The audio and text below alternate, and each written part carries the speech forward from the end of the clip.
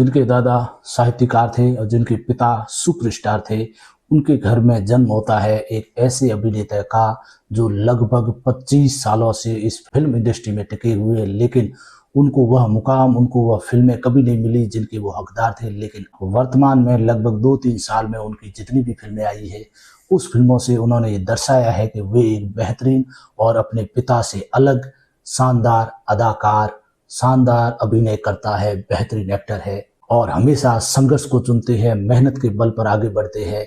जी हाँ दोस्तों, मैं बात कर रहा हूँ द बच्चन की, जूनियर बच्चन की। तो आज हम बात करेंगे अभिषेक बच्चन के बारे में, उनकी शुरुआती फिल्मों के बारे में, उनके उतार, उनके चढ़ाव और फिर वापस नीचे गिरना, फिर वापस ऊपर चढ़ना, उसके बारे में हम बात करते हैं। तो किस तरह उनके जीवन में क्या क्या घटनाएं घटित हुई और किस तरह उन्होंने अपने आप को संभाला और आज एक अलग दर्शक वर्ग उनके लिए खड़ा हुआ है। ओटीटी पर जिस प्रकार से इनकी फैन फॉलोइंग बढ़ी है, लोगों को उनकी फिल्में इस कदर पसंद आ रही कि दूसरे अभिनेताओं की भी उतनी फिल्में पसंद नहीं की जा रही और इनका फिल्म चुनने का जो नजरिया है वो भी काफ़ी बदल चुका है। सामाजिक फिल्में, सोशल फिल्में और एक संदेश देने वाली फिल्में बहुत ज़्यादा चुन रहे हैं। चलिए तो बात करते हैं अभिषेक बच्चन के बारे में, द बच्चन के बारे में, जूनियर बच्चन के बारे में। तो इनका जन्म हुआ था 76 में और ये है अमिताभ बच्चन और जया बच्चन के सुपुत्र है और इनकी बहन है श्वेता बच्चन। बचपन में ही इनको अपने पिता अमिताभ बच्चन की फिल्में देखने का मौका मिला। ये फिल्में देखते थे और उनकी तरह बनने का इन्होंने ठान लिया था कि मैं एक्टर बनूंगा। लेकिन जीवन में अनेक कठिनाइयाँ आती है और इनके सामने भी ऐसी कठिनाई आई, वह थी इनकी बीमारी डिसलेक्सिया इन्हें बीमारी हुई, इनको पता चला, लेकिन इन्होंने हार नहीं मानी। उसके लिए इन्होंने डॉक्टर से सलाह की, कोशिश की, मेहनत की, संघर्ष किया, उसे बार बार उस चीज़ को पकड़ा और धीरे धीरे डिसलेक्सिया से बाहर आए। डिसलेक्सिया क्या होता है? तो इस चीज़ में व्यक्ति को पढ़ने में और लिखने में दिक्कत होती है। तो उस संघर्ष, बचपन से ही इन्होंने कठिनाइयों के सामने झुकना नहीं सीखा और उस डिसलेक्सिया को हराया और आज भी ये इस बीमारी के बारे में लोगों को जागृत कर रहे हैं, लोगों को प्रोत्साहित कर रहे हैं। फिर जब ये बड़े होते हैं तो ये फिल्मों से जुड़ते हैं और जब फिल्में बन रही होती है उस सेट पर जाते हैं, फिल्में देखते हैं और फिल्मों में इन्होंने अन्य जो फिल्म बनाने वाले होते उनके साथ भी रहे हैं। कभी भी इन्होंने घमंड नहीं किया, नहीं अमिताभ बच्चन का बेटा हूं तो मैं सीधे फिल्म ही करूंगा। नहीं, इन्होंने पहले पूरी फिल्म इंडस्ट्री को, किस प्रकार फिल्में बनती है, किस प्रकार एक्टिंग, किस प्रकार कैमरा, हर जॉनर को इन्होंने देखा। फिर जेपी दत्ता साहब ने इनको पहली फिल्म दी और वह फिल्म थी रिफ्यूजी। यह फिल्म रिलीज हुई थी 1997 में और यह फिल्म औसत रही। इसमें अभिषेक बच्चन के साथ ही करीना कपूर ने भी बॉलीवुड में कदम रखा था। यह फिल्म औसत रही और इस फिल्म के गीत आज भी गुनगुनाए जाते हैं और ये फिल्म बहुत ही बढ़िया फिल्म थी जिसमें अभिषेक बच्चन ने रिफ्यूजी का रोल किया था। फिर इनके जीवन में वह रेल की तरह इनकी गाड़ी आगे बढ़ती है और फिल्मी कैरियर इनका शुरू होता है। रिफ्यूजी के बाद इनकी जितनी भी फिल्में आई, इनको जितनी भी फिल्में मिली, जितने भी डायरेक्टर मिले, उन्होंने इनके अंदर सिर्फ और सिर्फ अमिताभ बच्चन की छवि देखी और अमिताभ बच्चन की ही तरह इन्हें प्रेजेंट करने की कोशिश की, जिस कारण से इनकी जितनी भी फिल्में उस समय रिलीज हुई थी, लव स्टोरी थी ज़्यादातर या मल्टी स्टारर थी, वो सारी फिल्में फ्लॉप रही। जिसमें से फिल्में थी तेरा जादू चल गया, 2.5 अक्षर प्रेम के, बस इतना सा ख्वाब है, मैं प्रेम की दीवानी हूँ, ओम जय जगदीश, मुंबई से आए मेरा दोस्त, हाँ मैंने भी प्यार किया है, कुछ ना कहो, शरारत। ये उनकी ऐसी फिल्में थी जो लगातार फ्लॉप पे फ्लॉप होती रही और इनका कैरियर डामाडोल होने लगा। लोगों ने तो यहाँ तक कह दिया था ये अमिताभ बच्चन के नाम को बदनाम कर रहा है, इन्हें फिल्म इंडस्ट्री छोड़ देनी चाहिए, फिल्में छोड़ देनी चाहिए, कोई और काम करना चाहिए। लेकिन जूनियर बच्चन ने हार नहीं मानी और शांत रहकर वो कार्य किया धीरे धीरे जो उनके अंदर जुनून था एक्टर बनने का, सुपरस्टार बनने का। और फिर इनके जीवन में वह समय आता है तो 1997 से लेकर 2004 तक, 2004 तक इनका फिल्मी कैरियर डाउन रहा। इनको सिर्फ और सिर्फ असफलताएं देखने को मिली। लेकिन 2004 से लेकर 2008 तक का जो समय था इनके जीवन का, वो हाई समय था। इस समय में उनकी फिल्मी जितनी भी फिल्में आई थी वो सुपरहिट और हिट रही थी और इन्होंने साबित किया था कि नहीं, वे अमिताभ बच्चन के बेटे हैं और बेहतर अदाकारी का मादा रखते हैं। जिनमें फिल्में आई थी 2004 में रन, युवा, धूम, फिर मिलेंगे, जिसमें से युवा और धूम ने बहुत ज़्यादा धूम मचाई। धूम फिल्म में धूम फिल्म सुपरहिट रही और युवा फिल्म में इनकी एक्टिंग को बहुत ज़्यादा सराहा गया।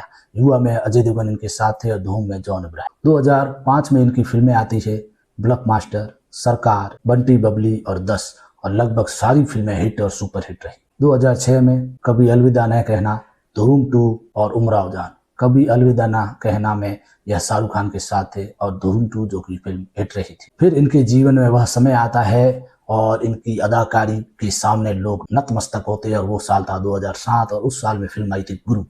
जितने भी इनके खिलाफ थे, जितने लोग भी इनकी एक्टिंग की बुराई कर रहे थे, गुरु फिल्म को देखकर उन्होंने भी ये माना कि नहीं, जूनियर बच्चन में भी वो दम है जो इनके पिता में है। लागा चुनरी में दाग और झूम बराबर झूम। 2008 में फिल्म आई इनकी सरकार राज, दोस्ताना और द्रोणा, जिसमें से दोस्ताना हिट रही। फिर वह समय आया इनकी ढलान का समय, जब इनकी फिल्में 2004 से लेकर 8 तक की जितनी भी फिल्में थी सुपर हिट रही थी, लेकिन 8 के बाद इनका वापस जो फिल्मी कैरियर था नीचे उतरने लगा, जिसमें से फिल्में आई 2009 से लेकर 2013 तक का समय इनका ऊपर से लेकर नीचे गिरने का समय था, जिसमें से फिल्में थी दिल्ली 6, पा, रावण, खेले हम जी जान से, दम मारो दम, गेम, बोल बच्चन, प्लेयर। इस साल में इन जितनी भी फिल्में आई उसमें से सिर्फ और सिर्फ बोल बच्चन फिल्म सुपरहिट रही, बाकी जितनी भी फिल्में थी उनकी फ्लॉप रही और लोगों ने भी इनको क्रिटिसाइज करना शुरू कर दिया। और 2013 से लेकर 2019 तक का जो समय था, ये समय अभिषेक के जीवन में बहुत ही मुश्किल भरा समय था, क्योंकि इस समय इनकी जितनी भी फिल्में आई थी मल्टी स्टारर थी, प्लस सारी फिल्में फ्लॉप हो रही थी और उनकी रोल को, उनकी एक्टिंग को लोग क्रिटिसाइज करने लगे, मीम बनाने लगे, लोग उनका मजाक बढ़ाने लगे और फिर कहने लगे कि नहीं, इन्होंने अमिताभ बच्चन के नाम को बदनाम किया है, डुबो दिया है इन्होंने, इन्हें एक्टिंग छोड़ देनी चाहिए। जो फिल्में कुछ थी 2013 और 19 के बीच में जो फिल्में हिट रही थी उनमें थी धूम 3, हैप्पी न्यू ईयर और हाउसफुल 3। ये फिल्में थी इनकी 3 जो उसमें हिट रही थी, लेकिन मल्टी स्टारर थी, उनकी एक्टिंग को किसी ने नहीं देखा और इस समय ऐसा लग रहा था कि अभिषेक बच्चन फिल्म इंडस्ट्री छोड़कर जा चुके हैं, उनको कोई फिल्में नहीं दे रहा है, उनसे डायरेक्टरों ने मुंह मोड़ लिया है, ये हालात हो चुके थे। लेकिन कहते हैं ना, जब तक जिंदा है तब तक जंग कभी रुकती नहीं है। तो अभिषेक बच्चन के अंदर भी वह चीज थी, वह जुनून था कि नहीं, मुझे वापस खड़ा होना है और मुझे मेरे पिता से इतर अलग एक ऐसा अभिनय करना है जो लोगों की नज़रों में आए, लोग उसे देखें और पसंद करें और लोगों के दिल में उतर जाए। फिर इन्होंने रुख किया OTT का और OTT पर इनकी सीरीज रिलीज होती है ब्रीथ इनटू द शैडो और इस सीरीज से उन्हें वाहवाही मिलती है और हर घर तक इनकी पहुंच हो जाती है, क्योंकि OTT हर कोई देखता है, हर घर तक उसकी पहुंच होती है और लोगों ने माना कि नहीं, जूनियर बच्चन एक बेहतर अभिनेता है। ब्रीथ में उन्होंने 2 रोल किए थे, एक सिंपल साधारण पिता का और दूसरा अपनी बेटी को बचाने के लिए जो जद्दोजहद है या जिन्होंने उनके साथ जो कुछ भी किया है उनसे वो बदला लेते। ये सीरीज थी उनकी ब्रीथ इनटू द शैडो। फिर इनके जीवन में वह समय आता है जब इनका फिल्मी कैरियर वापस ऊंचाइयों की ओर चढ़ता है और फिल्में आती है उनकी ludo, Manmarziyaan, the big bull, Bob विश्वास, 10वीं पास, कालीधर लापता, बी हैप्पी, घूमर, भोला और अंत में 2025 में इनकी फिल्म आती है आई वॉन्ट टू टॉक। इस फिल्म के लिए उन्हें एक बेहतर अभिनेता का फिल्म फेयर पुरस्कार प्रदान किया जाता है और लोगों के मुंह पर तमाचा जड़ दिया जाता है कि जो अभिषेक बच्चन के खिलाफ थे, जो उन्हें एक घटिया अभिनेता मानते थे, ये अवार्ड मिलने के बाद भी उनके मुंह पर ताला लग जाता है, क्योंकि इस फिल्म में जो उन्होंने अदाकारी की थी वह सिर्फ और सिर्फ AB ही कर सकते थे और कोई नहीं। तो किस प्रकार एक व्यक्ति, सुपरस्टार का बेटा, फिल्मों में प्रवेश करता है, फिर असफलता देखता है, फिर ऊंचाई पर पहुंचता है, फिर वहां से वापस नीचे गिरता है, फिर संभलता है और फिर आगे बढ़ता है और आज एक ऐसे अभिनेता बनकर उभरे है। फिल्म चूज करने का और फिल्म करने का जो नजरिया है वो पूरा बदल चुका है और इस प्रकार की फिल्में पसंद करते हैं जो लोगों तक पहुंचे, लोगों तक उसका सामाजिक संदेश जाए, लोगों के अंदर ये भावना बढ़े कि नहीं, फिल्म में कुछ बात है, फिल्म कुछ हमें प्रेरणा दे रही है। जिनके जीवन से जुड़ी हुई कुछ और बातें हैं जो आपको मैं बताना चाहता हूँ। पहली बात यह है कि आज तक लगातार 3 फिल्म फेयर पुरस्कार सह अभिनेता का सिर्फ और सिर्फ अभिषेक बच्चन को मिला है। एक अभिनेता है जिन्हें लगातार 3 अवार्ड मिले थे, वो थे हमारे लीजेंड दिलीप कुमार साहब। उनको लगातार 3 फिल्मों में बेस्ट अभिनेता का पुरस्कार मिला था, सह अभिनेता का। और उसके बाद अगर किसी के पास रिकॉर्ड है तो वो है जूनियर बच्चन के पास, जिन्होंने युवा, सरकार और कभी अलविदा न कहना 2004, 5, 6 में लगातार सह अभिनेता का फिल्म फेयर पुरस्कार जीता। reddit.com ने 2000 से लेकर 2010 तक की सूची में टॉप 10 अभिनेताओं में इनको 10 साल तक रखा।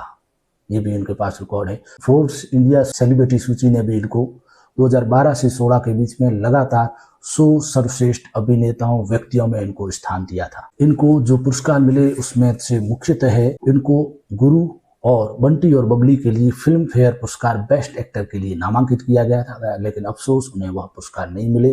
दूसरा, इन्हें ITA द्वारा पुरस्कार प्रदान किया गया था 10वीं पास के लिए, जिसमें उनका चौधरी का जो अभिनय था बहुत ही बढ़िया और उम्दा और शानदार अभिनय था, जिसके लिए उन्हें वह ITA का बेस्ट एक्टर OTT पुरस्कार मिला था। 2025 में इनकी मेहनत को वह फल मिलता है। I want to talk film के लिए इन्हें सर्वश्रेष्ठ अभिनेता का फिल्म फेयर पुरस्कार 2025 प्रदान किया जाता है और लोगों को यह मानने को मजबूर कर दिया जाता है कि नहीं, अभिषेक बच्चन में दम है, अभिषेक बच्चन एक बेहतर अभिनेता है।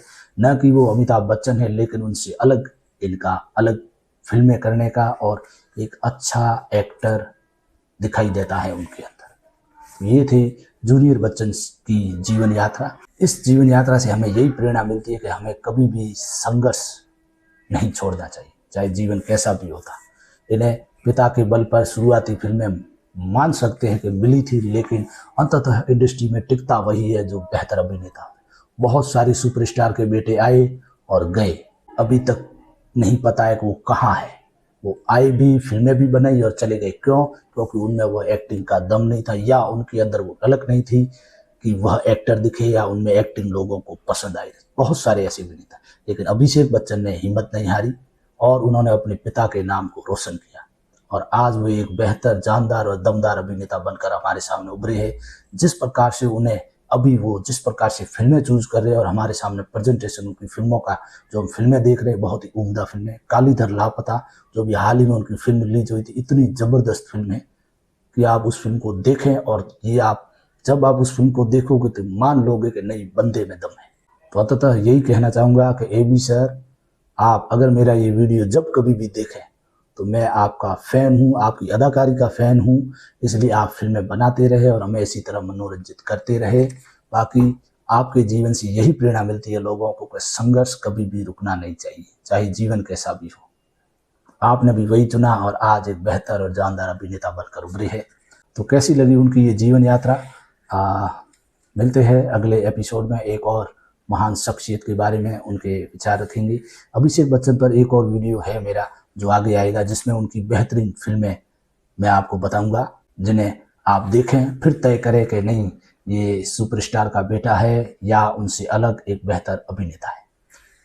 अगर आपको मेरा ये वीडियो अच्छा लगा है, मेहनत पसंद आ रही है, तो मेरे इस चैनल को लाइक करें, शेयर करें, सब्सक्राइब करें। नहीं तो मिलते हैं अगले एपिसोड में, तब तक के लिए सभी का शुक्रिया, धन्यवाद, जय हिंद।